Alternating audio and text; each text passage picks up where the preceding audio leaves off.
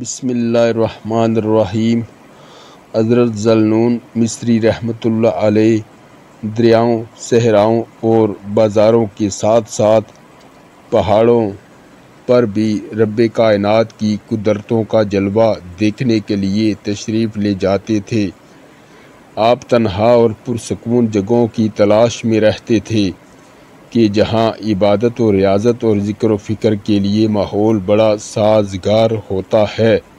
ایسے مقامات پر زہد و عابد شخص زیادہ آزادی اور بے فکری کے ساتھ زہد و ورع کے تقاضے پورے کر سکتا ہے۔ ایک مرتبہ حضرت ذوالنون مصری رحمۃ اللہ علیہ ایک پہاڑ پر تشریف لے گئے۔ آپ اپنے ٹھہرنے کے لیے جگہ کی تلاش ہی میں تھے کہ آپ نے قریب ہی بہت سے لوگوں کا اجتماع دیکھا۔ آپ ان کے قریب گئے تو آپ کو علم ہوا کہ وہ سب کسی نہ کسی بیماری میں مبتلا ہیں۔ آپ نے ان سے پوچھا، آپ لوگ یہاں اکٹھے ہو کر کس لیے آئے ہیں؟ انہوں نے بتایا، ہم نے سنا ہے کہ یہاں رب رحمان و رحیم کا ایک بندہ ہم وقت عبادت و ریاضت میں مصروف و مشغول رہتا ہے۔ وہ عابد و زاہد شخص سال میں ایک بار اپنے حجرہ سے باہر تشریف لاتا ہے اور مریضوں پر قرآنی کلمات کا دم کرتا ہے، جس سے رب کائنات ان مریضوں کو شفا بخش دیتے ہیں۔ حضرت ذوالنون مصری رحمۃ اللہ علیہ نے جب ان لوگوں سے یہ بات سنی تو آپ نے بھی ان بیماروں کے ہم رکاب اس زاہد و عابد شخص کا انتظار شروع کر دیا۔ دن ہفتوں میں تبدیل ہوئے، ہفتوں نے مہینوں کا روپ دھارا۔ بالآخر وہ لمحہ آ پہنچا جب وہ مرد درویش اپنے حجرے سے باہر تشریف لے آئے۔ جیسے ہی وہ شخص اپنے حجرے سے باہر آیا تو تمام بیمار لوگ اس کی طرف لپکے۔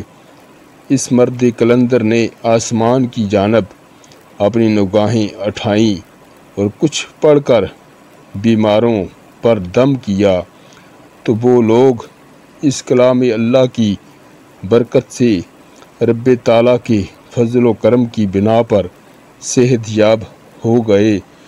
حضرت ذوالنون مصری رحمۃ اللہ علیہ وہاں ان بیماروں کے ساتھ کھڑے یہ منظر دیکھ رہے تھے اور سوچ رہے تھے کہ رب تعالیٰ کی ذات کس قدر کریم و رحیم ہے کہ کسی نہ کسی طریقے سے بیماروں کو شفا عطا کر رہی ہے۔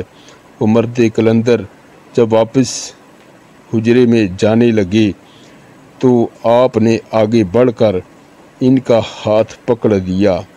انہوں نے پوچھا، بتاؤ میاں تم کیا چاہتے ہو؟ حضرت ذوالنون مصری رحمۃ اللہ علیہ نے عرض کیا، یا حضرت اجازت ہو تو میری بھی ایک درخواست ہے جسے میں بیان کروں۔ اس مرد کلندر نے کہا، کھل کر بیان کرو کہ تم کیا کہنا چاہتے ہو؟